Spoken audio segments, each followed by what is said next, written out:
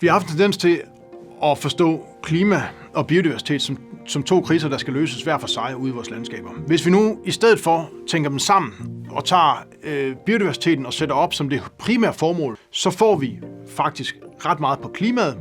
Omvendt kan man sige, hvis man vender det om, så klimaet kommer til at stå øverst, så får vi ikke ret meget på biodiversiteten. Det kalder vi nogle gange for kulstof tunnel vision, eller carbon tunnel vision. Men det er ligesom den måde, vi har set det indtil nu. Altså herover der sætter vi nogle vindmøller op, og så løser vi noget grøn elproduktion. Herover der planter vi noget skov, og så får vi suget noget CO2 ud af atmosfæren.